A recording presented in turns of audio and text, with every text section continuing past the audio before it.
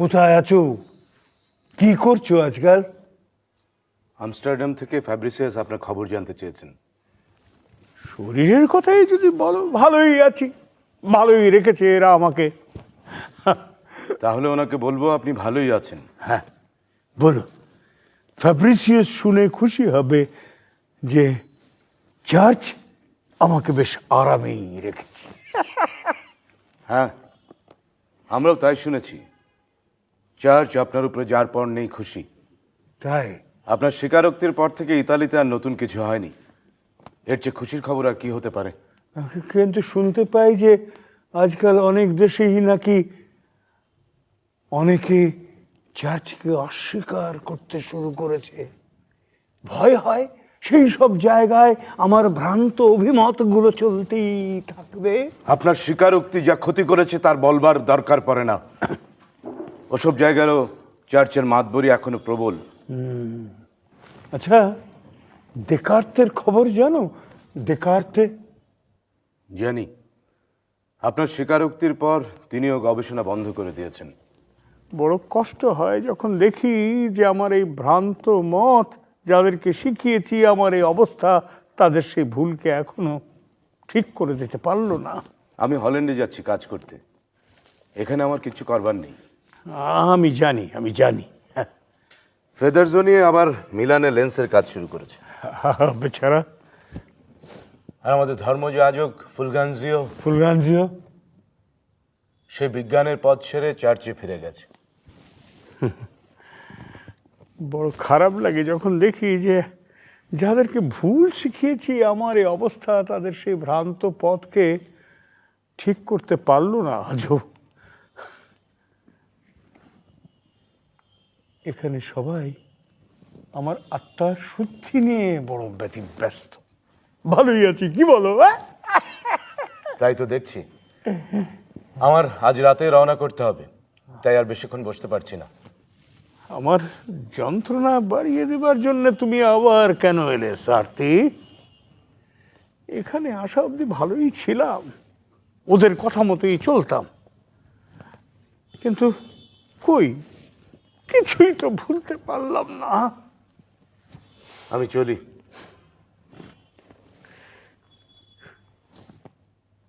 এক আশ্চর্য যন্ত্রণা। বারবেরিনি বলতো সেও এ থেকে রেহাই পায়নি। হ্যাঁ, আমি আবার লিখছি। সত্যি? ডিসকোর্সে লেখা আমার শেষ। ডিসকোর্সে লেখা শেষ এখানে বসে? ওরা আমাকে কাগজ কলম দেয়, আমি বসে বসে লিখি। কিন্তু এরা বোকা না, আমার লেখা কাগজ একটা একটা করে আবার ফিরিয়ে নেয়। তাহলে লাভ কি হলো? কি বললে? আমি বলছি তাহলে লাভ কি হলো যদি একটা একটা করে কাগজ ফিরিয়ে নেয়? সবাই শুনলে হয়তো খুশি হবে যে আমি দীর্ঘদিন ধরে আমার দৈহিক শান্তিকে পরিহার করে রাত জেগে জেগে সে লেখার একটা নকলও করেছি। নকল আছে আপনার কাছে? হ্যাঁ, আমার অহংকার বোধ সেটাকে নষ্ট হতে দেয়নি। কোথায় কোথায় সেটা কোথায়? আমি জানি যেটা প্রকাশ পেলে পরে না চরম বিপদ ডেকে আনবে, কিন্তু আমি বিজ্ঞানকে ভালোবাসি আর তুমি আমার প্রিয় ছাত্র, তাই আমি তোমাকে দেব, সেটা দেব। কোথায় আছে? কোথায় রেখেছেন আপনি? ওই যে ওইখানে।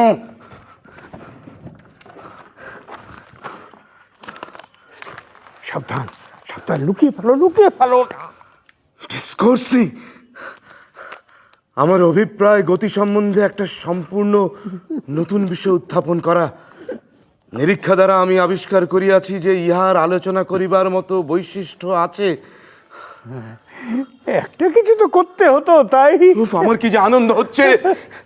উত্তেজিত হয় না, ওটাকে কাপড়ের ভেতরে লুকিয়ে ফেলো। এটা ইতালি থেকে বাইরে নিয়ে যাওয়ার দায়িত্ব তোমার। কিন্তু আপনাকে নিয়ে আর যদি ধরা পড়ে যাও আর ওরা তোমার কাছ থেকে ওটা কেড়ে নিয়ে যায়, তাহলে নগদ পয়সা দিয়ে কোনো ধর্মযাজকের কাছ থেকে আসলটা জোগাড় করে নিও। এইরকম হয় আমি জানি। কিন্তু আপনাকে নিয়ে কত বাজে কথাই না আমরা বলেছি, সবচেয়ে বেশি বলেছি আমি। ঠিকই বলেছ, আমি তোমাদেরকে শিখিয়েছি সব কিছু, আবার আমি সত্যকে অস্বীকার করেছি। এতদিনে ভুল ভাঙলো, ভুল সত্যকে অস্বীকার করেননি আপনি, শত্রুর কাছ থেকে লুকিয়ে রেখেছিলেন মাত্র। নীতির বিচারে আপনি আমাদের 1000 বছর এগিয়ে। আমরা সবাই বললাম আপনি মরবেন কিন্তু স্বীকারোক্তি দেবেন না, আর আপনি ফিরে এসে বললেন আমি স্বীকারোক্তি দিয়েছি কিন্তু বাঁচবো। আমরা বললাম আপনি একটা কলঙ্ক, আর আপনি বললেন মরে যাবার চেয়ে কলঙ্ক হয়ে বেঁচে থাকা লাভজনক। বাহ, সুন্দর কথা। মরে যাওয়ার থেকে কলঙ্ক হয়ে বেঁচে থাকা লাভজনক। এই তো আমার ছাত্র, নতুন নতুন কথা, নতুন নতুন ভাবনা। কিন্তু আমার তো বোঝা উচিত ছিল, সে 11 বছর থেকে আপনার সাথে আছি আমি। আমি কি করে এমন ভুল করলাম? আমি নিজে দেখেছি টেলিস্কোপকে আপনি খেলনা বলে বিক্রি করেছেন, অথচ আপনি জানতেন এই টেলিস্কোপের ক্ষমতা কি। মানব ডিউকের সামনে আপনি মাথা নিচু করে কার্যোদ্ধার করতে চেয়েছেন। সবাই যা ভাবে আপনি তা ভাবেন না। মনে পড়ছে, মনে পড়ছে সবই। তারপর 1633-এ সেই স্বীকারোক্তি, আমার তখনই জানা উচিত ছিল এই রাজনৈতিক পরিস্থিতিতে আপনি নিজেকে গুটিয়ে নিচ্ছেন মাত্র যাতে আপনার কাজে বাধা না দেয়।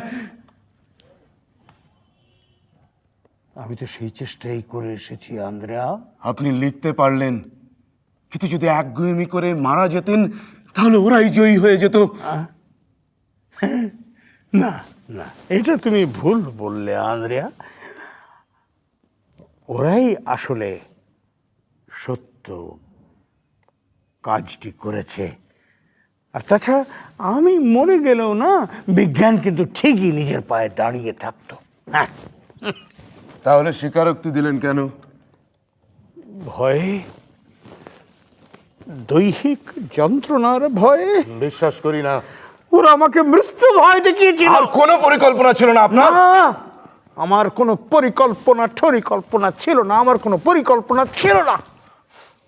বিজ্ঞানের রাজত্বে একটি সত্য, বিজ্ঞানের রাজ্য বাড়াও, তার কি হবে? আমি তো সেই চেষ্টাই করে এসেছি আজীবন, কিন্তু একটা মেকি, ভীরু, মৃত্যু ভয়ে ভীত সমাজ তো এত কষ্ট স্বীকার করবে না। মৃত্যু হয়তো মানব জীবনের এক অনুভূতি, তার সাথে বিজ্ঞানের কি সম্পর্ক? না, কোনো সম্পর্ক নেই হয়তো, কিন্তু আন্দ্রেয়া, বিজ্ঞান কি? বিজ্ঞান আসলে কি? বিজ্ঞান হচ্ছে সন্দেহের মাধ্যমে সত্যের অনুসন্ধান। আর এই সন্দেহটাই না আসল বিপদ ডেকে এনেছে। কেননা বিজ্ঞান তো জনমানুষের জন্যে, সাধারণ লোকের জন্যে, অথচ তাদেরকে না সব সময় রাজা, যোদ্ধার, জমিদার আর ধর্মযাজকদের উপরে নির্ভর করতে হয়। তাই তাদের অধিবাস অন্ধকার কালো গহ্বরে। জানো, সাধারণ মানুষের এই অবস্থাটি না অনেক কালের পুরনো, বলতে পারো এই পৃথিবীরই মতো পুরনো। অন্ততপক্ষে ধর্মযাজকেরা নিজেদের স্বার্থ সিদ্ধির জন্যে সেটাকে অপরিবর্তিত রেখেছে। এইরকম একটা অবস্থায় যদি কেবল জ্ঞানের জন্যে বিজ্ঞান চর্চা করে বিজ্ঞানী সন্তুষ্ট থাকে, তাহলে বিজ্ঞান হবে একটা অর্থহীন বিষয়। আর নব আবিষ্কারের আনন্দধ্বনি ভীতির সঞ্চার করবে। জানো আন্দ্রেয়া, আমি না এই কথাগুলো বলবার সুযোগ পেয়েছি আমার জীবনে। ওই রকম একটা প্রতিকূল অবস্থাতেও এই একটি মানুষ সমস্ত বিষয়টিকে ভিন্ন খাতে বইয়ে দিতে পারত। বিশ্বাস করো, আমি না গ্রামে গঞ্জে পদার্থবিদ্যা চর্চিত হতে দেখেছি,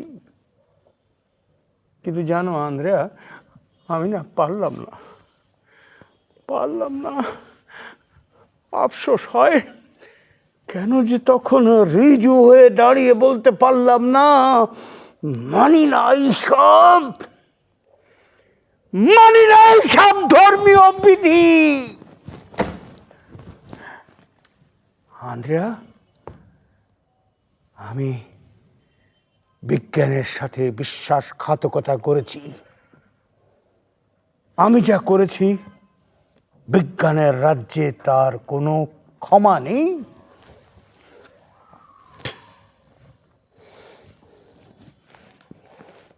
তুমিও তো ছাত্র পড়াও আজকাল শুনতে পাই।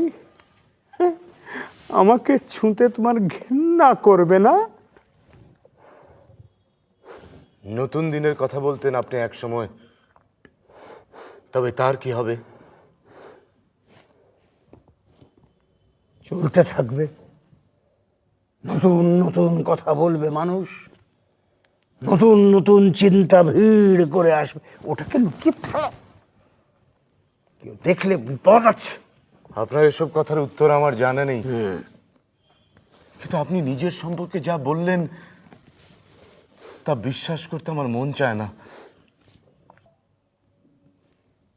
তাহলে বিদায় আন্দ্রেয়া, তোমার যাত্রা শুভ হোক।